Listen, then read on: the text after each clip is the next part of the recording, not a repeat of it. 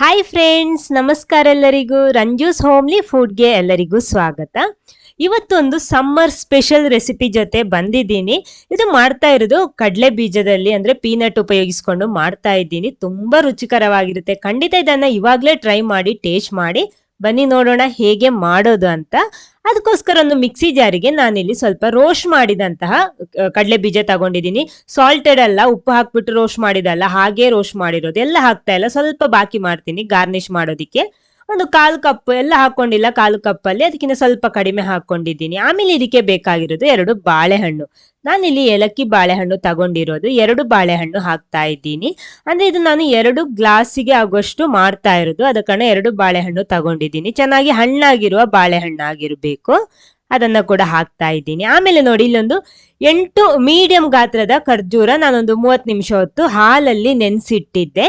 ನೋಡಿ, ಇವಾಗ ಈ ರೀತಿ ಇದೆ. ಹಾಲಲ್ಲೇ ನೆನೆಸಿಟ್ಕೊಳ್ಳಿ, ಅವಾಗ ಚೆನ್ನಾಗಾಗುತ್ತೆ. ಅದನ್ನ ಇದಕ್ಕೆ ಹಾಕ್ತಾ ಇದ್ದೀನಿ. ಮಿನಿಮಮ್ 30, ಜಾಸ್ತಿ ಹೋದ್ರೂ ಮಾಡಬಹುದು. ಆಮೇಲೆ ಇದಕ್ಕೆ ಬೇಕಾಗಿರೋದು ಬೂಸ್ಟ್. ನೋಡಿ, ಇದಕ್ಕೆ 2 ಟೇಬಲ್ ಸ್ಪೂನ್ ಬೂಸ್ಟ್ ಕೂಡ ನಾನಿಲ್ಲಿ ಹಾಕ್ತಾ ಇದ್ದೀನಿ. ಅವಾಗ ಚೆನ್ನಾಗಿ ರುಚಿ ಕೊಡುತ್ತೆ ಈ ರೆಸಿಪಿಗೆ. ಆಮೇಲೆ ಹಾಲು ಕುದಿಸಿ ಆರಿದ ಮೇಲೆ ಫ್ರಿಡ್ಜ್ ಅಲ್ಲಿ ಇಟ್ಟು ಕೂಲ್ ಮಾಡಿಟ್ಟಂತ ಹಾಲು ಸ್ವಲ್ಪ ಮೊದಲು ಹಾಕ್ತೀನಿ. ಆಮೇಲೆ ಇದನ್ನ ರುಬ್ಬಿ ತರ್ತೀನಿ ಮೊದಲು. ನೋಡಿ, ಇವಾಗ ಸ್ವಲ್ಪ ರುಬ್ಕೊಂಡಿದ್ದೀನಿ. ಆಮೇಲೆ ಉಳಿದಿರುವ ಹಾಲು ಕೂಡ ಹಾಕ್ತಾ ಇದ್ದೀನಿ.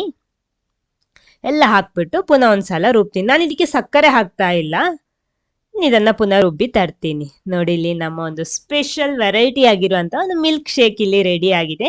ಸಕ್ಕರೆ ಹಾಕೊಂಡಿಲ್ಲ, ಶುಗರ್ ಫ್ರೀ ಇದು. ಅಂದ್ರೆ ಬೂಸ್ಟ್ ಅಲ್ಲಿ ಸ್ವಲ್ಪ ಸ್ವೀಟ್ ಇರುತ್ತೆ. ಆಮೇಲೆ ಡೇಟ್ಸ್ ಉಪಯೋಗಿಸ್ಕೊಂಡಿದ್ದೀವಿ. ಆಮೇಲೆ ಇಲ್ಲಿ ನಾನು ಇದಕ್ಕೆ ಗ್ಲಾಸ್ಗೆ ಹಾಕ್ಬಿಟ್ಟು ಸರ್ವ್ ಮಾಡ್ತೀನಿ. ಸ್ವಲ್ಪ ಐಸ್ ಕ್ಯೂಬ್ ಹಾಕೊಂಡಿದ್ದೀನಿ, ಅದರ ಮೇಲ್ಗಡೆ ಹಾಕ್ತಾ ಇದ್ದೀನಿ. ಇಲ್ಲಿ ice cube hockey with ice, without ice ಕೂಡ ನಾನು ಮಾಡ್ತೀನಿ. ನೋಡಿ, ಒಂದು ಗ್ಲಾಸಿಗೆ ಈ ರೀತಿ ಮಾಡ್ಕೊಂಡಿದ್ದೀನಿ. ಇದರ ಕನ್ಸಿಸ್ಟೆನ್ಸಿ ಎಲ್ಲ ನೋಡಿ ಇದೇ ರೀತಿ ಇರಬೇಕು. ಇದಕ್ಕಿಂತ ಜಾಸ್ತಿ ದಪ್ಪ ಆಗ್ಬಿಟ್ರೆ ಅದು ಕುಡಿಯೋದಿಕ್ಕೆ ಚೆನ್ನಾಗಿರಲ್ಲ. ಈ ರೀತಿ ಆದ್ರೆ ಚೆನ್ನಾಗಿರುತ್ತೆ ಕುಡಿಯೋದಿಕ್ಕೆ.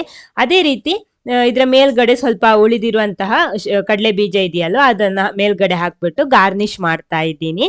ಒಂದ್ಸಲ ಆದ್ರೂ ಇದನ್ನ ಟೇಸ್ಟ್ ಮಾಡಿ ನೋಡಿ, ಅಷ್ಟು ರುಚಿಕರವಾಗಿದೆ. ಐಸ್ ಹಾಕಿರೋದು ಇನ್ನೂ ಸ್ವಲ್ಪ ಜಾಸ್ತಿ ಟೇಸ್ಟ್ ಇರುತ್ತೆ.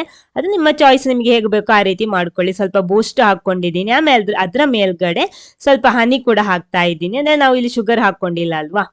ವಾವ್, ಸೂಪರ್ ಆಗಿರುತ್ತೆ. ಈ ಸುಡು ಬಿಸಿಲಿಗೆ ಇದೊಂದು ಗ್ಲಾಸ್ ಕುಡಿದ್ರೆ ಸಾಕು, ಹೊಟ್ಟೆನೂ ತುಂಬಿಡುತ್ತೆ, ಕೂಲ್ ಆಗ್ಬಿಡುತ್ತೆ. ಈ ವಿಡಿಯೋ ನಿಮ್ಗೆ ಇಷ್ಟ ಆದ್ರೆ ಲೈಕ್ ಮಾಡಿ, ಎಲ್ಲರ ಜೊತೆ ಶೇರ್ ಮಾಡಿ. ಚಾನಲ್ ಸಬ್ಸ್ಕ್ರೈಬ್ ಮಾಡಿದವರು ಚಾನಲ್ ಸಬ್ಸ್ಕ್ರೈಬ್ ಮಾಡಿ, ಸಪೋರ್ಟ್ ಮಾಡಿ.